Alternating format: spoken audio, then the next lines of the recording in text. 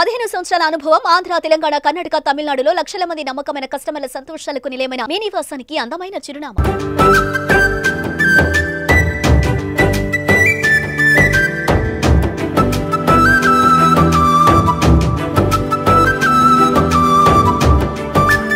మీరు ఒకసారి బ్లెస్సింగ్స్ కి అలవాటు పడిపోతే జాయిన్ అయిపోతారు మీరు. అంతేనా? ఓకే. సో యాక్చువల్గా మీకు ఎప్పుడు అనిపించింది ఇలా చేయాలి అంటే? మీకు మంచి జాబ్ ఉంది, మంచి ప్రొఫెషన్లో ఉన్నారు, ఇవన్నీ కాదనుకొని ఒక యూట్యూబ్ ఛానల్, అది కూడా ఏదైనా చేయొచ్చు, కమర్షియల్గా కూడా చేయొచ్చు. అలా కాకుండా ఫుడ్ రెడీ చేసి ఆర్ఫాన్స్ కానీ లేకపోతే ఎక్కడ నీడ్ ఉందో అక్కడికి వెళ్ళి ఆ పిల్లలకి పంచాలని ఎందుకు అనిపించింది మీకు? యాక్చువల్గా నేను ఆ జాబ్ అంత మంచి జాబ్ చేస్తున్నప్పుడు కూడా కొన్ని ఐటమ్స్ ఎఫర్ట్ చేయలేకపోయేవాడిని. మనకు వచ్చే శాలరీస్ కానీ తినాలనిపించాలన్న కొన్ని ఐటమ్స్ కి మనకున్న సిచ్యువేషన్స్ కి చాలా అంటే స్ట్రగుల్ అయ్యేవాళ్ళం. కొన్ని అరే మనం రెస్టారెంట్ కి వెళ్ళి తినాలన్నా భయం అనిపించేది ఆ మెనూ చూస్తే, ఆ ప్రైజెస్ చూస్తే. నాకు అలాంటప్పుడు అరే మనం ఎలాగో యూట్యూబ్ ఛానల్ పెట్టాలనుకుంటున్నాం కదా, పెడితే అంత హ్యూజ్ క్వాంటిటీలో ప్రిపేర్ చేసి ఎలాగో ఒక బెస్ట్ వీడియో అవుతుంది, యూట్యూబ్ నుంచి డబ్బులు వస్తాయి, అట్ ది సేమ్ టైం పిల్లలు కడుపు నిండా పెట్టినట్టు ఉంటది కదా అని దీన్ని ఇలా మోల్డ్ చేసుకున్నామండి. యాక్చువల్లీ నేను ఫేస్ చేసిన ప్రాబ్లమ్స్ వల్లే నవాబ్స్ కిచెన్ స్టార్ట్ అయింది. ఓకే, అదండి. యాక్చువల్గా మీరు మీడియాలోనే ఉన్నారు. అవునండి, ఈటీవీలో చేశారు. ఫస్ట్ ఈటీవీలో చేశాను. ఏం చేశారు ఈటీవీలో? ప్రోగ్రామ్ ఎగ్జిక్యూటివ్ గా చేశాను. మంచి జాబ్ కదా ఈటీవీ అంటేనే. అవునండి. ఆ తర్వాత మీకు తెలిసిందే కదా, శాలరీ హైక్స్ వస్తాయని ఒక ఛానల్ నుంచి ఒక ఛానల్ జంప్ అవుతా ఉంటాం. మారొచ్చు అట్లా. మేమేంటో ఈటీవీ నుంచి ఒక ఛానల్లోనే ఉన్నా. ఎవరన్నా హైక్ ఇస్తారంటే నా పర్సనల్ నెంబర్ కదండి. హైక్ ఇచ్చే వాళ్ళు ఎవరైనా ఉంటే నా పర్సనల్ నెంబర్ తెలుసు కదా అందరు సీఈఓ ఛానల్స్ కి. ఎంత ఇస్తారో చెప్పండి. హైక్ కోసం మారిపోయారా? అంత శాలరీ ఇచ్చే ఛానల్స్ లేవు మీకు ఇచ్చే. కాదు, హైక్ కోసం మారిపోయారు. నెక్స్ట్ ఏ ఛానల్ కి వచ్చారు? ఏబిఎన్ కి వచ్చారు, తెలుగు రాధాకృష్ణ గారి దగ్గరికి. అక్కడ బెస్ట్ ఎంప్లాయీగా ప్రూవ్ చేసుకున్నాను. రాధాకృష్ణ గారి చాలా గుడ్ విల్ కూడా ఉంది సార్ దగ్గర, చాలా ఇష్టపడతారు కూడా. ఓకే. సార్ బ్లెస్సింగ్స్ తీసుకొని నవాబ్స్ కిచెన్ స్టార్ట్ చేశాను. చెప్పారు ఆయనకి? చెప్పానండి. ఏమన్నారు? నువ్వేం చేసినా బ్లాస్ట్ చేస్తావు వెళ్ళన్నారు. అలాగే వచ్చింది. ఎప్పుడన్నా బిర్యానీ వండి పెట్టారు ఆయనకి? లేదండి, ఒకసారి ఇన్వైట్ చేద్దాం ప్లానింగ్ లోనే ఉన్నాం కానీ ఎప్పటికప్పుడు హెక్టిక్ అయిపోతుందండి. సార్ కూడా డేట్స్ కూడా కుదరట్లేదు. ఒకసారి ఇన్వైట్ చేస్తాను. మీరు ఇన్వైట్ చేసేలోపు మీరే ఓపెన్ హార్ట్ విత్ ఆర్కే షోకి గెస్ట్ గా వచ్చేటట్టున్నారు. ఎందుకంటే ఆల్మోస్ట్ మీకు యూట్యూబ్ వాళ్ళు ఇక్కడికి వచ్చి ఒక వీడియో చేశారు, నేను చూసాను. అది నిజంగా గ్రేట్ అండి. ఒక డాక్యుమెంటరీ చేశారు. ఒక అందరి టాప్ 10 యూట్యూబర్స్ తోటి సాంగ్స్ షూట్ చేశారు. At the same time 1.5 crore ఖర్చు పెట్టి ఒక పేపర్ యాడ్ వేశారు. 1.5 crore ఖర్చు పెట్టి పేపర్ యాడ్ వేశారు. అది ఈనాడులో వచ్చింది, ఇంకా టైమ్స్ నౌలో. ఓకే, అది నాకు చాలా గౌరవం, అంటే చాలా హానర్ అనిపించింది అండి ఇన్ని రోజులు పడ్డ కష్టానికి. కానీ ఏ సిచ్యువేషన్ అనిపించింది పిల్లలకి, పూర్ పీపుల్ కి ఫుడ్ చేసి వండి పెట్టి డిస్ట్రిబ్యూట్ చేయాలని? ఇప్పుడు ప్రతి పని వెనకాల ఒక ట్రిగ్గర్ పాయింట్ ఉంటుంది కదా. నేను ఒకసారి టైమ్స్ ఆఫ్ ఇండియా వాళ్ళు ఇంటర్వ్యూ చేస్తున్నప్పుడు ఒక క్వశ్చన్ అడిగారు, ఎందుకు అనిపించింది ఇలా, ఎందుకు పెడుతున్నారని. నేను నిజంగానే ఆ రోజు ఆలోచించాను, నేను ఎందుకు పెడుతున్నాను, ఎందుకు అనిపించింది. నాకు ఒక ట్రిగ్గర్ ఎక్కడంటే, నేను ఎగ్జాక్ట్ గా 11 to 12 years ఏజ్ లో తెనాలి వెళ్తున్నాను అమ్మతో పాటు.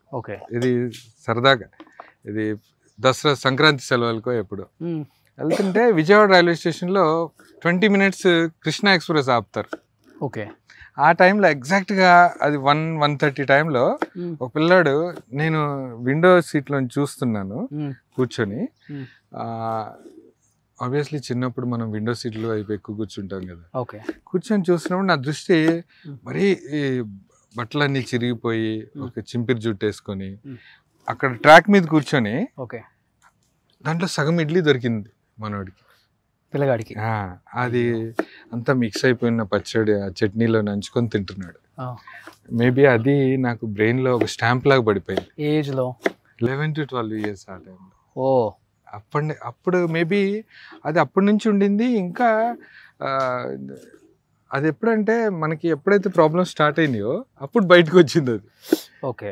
అది నాకు ఎప్పటికే అంటే నాకు మీరు ₹1,00,00,000 తెచ్చిచ్చినా సంతోషం ఉండదండి.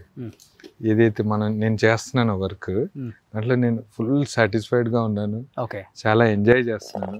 డబ్బుల కోసమే చేసేవాడిని అయితే యూట్యూబ్ ఆల్రెడీ రెవెన్యూ తగ్గిపోయింది కదండి. అవును, ఎప్పుడు ఆపేసేవాడిని. లేదండి, డబ్బుల కోసం ఫస్ట్ ఇనీషియల్ స్టేజ్లో డబ్బుల కోసమే స్టార్ట్ చేసాం.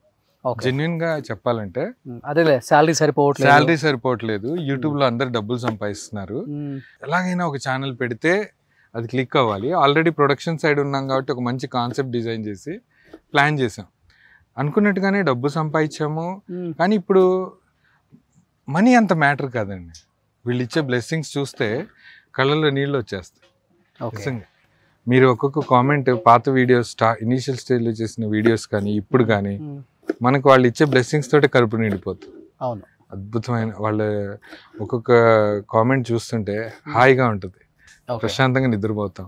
కానీ ఇనిషియల్ గా స్టార్ట్ చేసే ముందు వైఫ్ కావచ్చు లేకపోతే పేరెంట్స్ కావచ్చు, ఇదేంటి వంటలు చేసేయటం ఏంటి, ఇంత మంచి జాబ్ వదిలి పెట్టుకొని రిలేటివ్స్ ఏమనుకుంటారు, ఫ్రెండ్స్ ఏమనుకుంటారు, డిజిటల్ కూడా అప్పుడు అంత చెప్పాలంటే తెలియదు.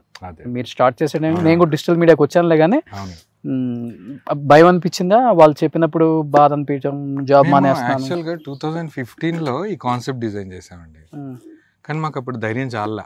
ఓకే, ఇంత పెద్ద వంటలు 100 మందికి 150 మందికి పెట్టాలంటే ఈ మన ఇంట్లో ఒక చిన్న ఫంక్షన్ అయితేనే మనం ఉక్కిరి బిక్కిరి అయిపోతాం. అందరు గెస్ట్ని గ్యాదర్ చేసి పెట్టేసరికి ఆ పెయిన్ ఒక ఇంట్లో ఒక ఫంక్షన్ జరిగితే అప్పుడే ఈ డిజైన్ ఇదంతా జరుగుతుంది. ఇది ఫంక్షన్ పనులు జరుగుతున్నాయి, ఛానల్ కూడా ప్లానింగ్ జరుగుతుంది. అమ్మో ఇది చేయలేము, మన దగ్గర అంత డబ్బు కూడా లేదు అని ఆపేసాక 2017లో పరిస్థితులు అలా స్టార్ట్ చేసేలా చేసినాయి. క్రైసిస్ ఎక్కువైపోయినాయి. ఎట్టి పరిస్థితుల్లో మనం ఒక ఛానల్ స్టార్ట్ చేయాలి, దిగాలి అనుకున్నాము. లక్కీగా స్టార్ట్ చేసిన 7th వీడియోకి వైరల్ అవ్వడం వల్ల, ఫ్రాంక్లీ స్పీకింగ్ డబ్బు కోసమే స్టార్ట్ చేసామండి. కానీ ఇప్పుడు డబ్బు మ్యాటర్ కాదు. ఇప్పుడు ఉన్న సాటిస్ఫాక్షన్ కానీ వీళ్ళు ఇచ్చే బ్లెస్సింగ్స్ కానీ అసలు ఆ డబ్బులు అంత మ్యాటర్ అనిపించట్లా. కానీ మీరు ఇనిషియల్ గా స్టార్ట్ చేసినప్పుడు రెవెన్యూస్ బాగున్నాయి. అవును, మీరు అన్నట్లుగా డబ్బు కోసం స్టార్ట్ చేసాము, మంచి డబ్బు వచ్చింది అన్నారు, మంచి వ్యూయర్షిప్ వచ్చింది. ఎన్ని కోట్లు సంపాదించారు యూట్యూబ్ ఛానల్ ద్వారా? నిజంగా చెప్పండి. కోట్లు అయితే సంపాదించలేదు, ఎన్ని స్థలాలు కోట్లు అయితే సంపాదించలా. కాకపోతే ఒక గవర్నమెంట్ ఎంప్లాయీ పూర్తి సర్వీస్లో ఎంత సంపాదిస్తాడో అంత అందరం ఫ్రెండ్స్ సంపాదించు. నెలకు ఒక 15-20 లక్షలు వచ్చాయా? లేదండి, అంటే ఇది every month up and downs ఉండేవి. అదే 8 to 10-12 lakhs మధ్యలో కూడా వచ్చింది మంత్కి. వచ్చింది. ఓకే, అది ఒక 4 years బ్యాక్ అండి. 4 years బ్యాక్. ఆ తర్వాత గ్రాడ్యువల్ గా 12 lakhs అంటే మీరు చెప్పినట్లుగానే ఆల్మోస్ట్ ఇయర్ కి వచ్చేసరికి 1,20,00,000 1,30,00,000 వచ్చినాయి, అంతే కదా?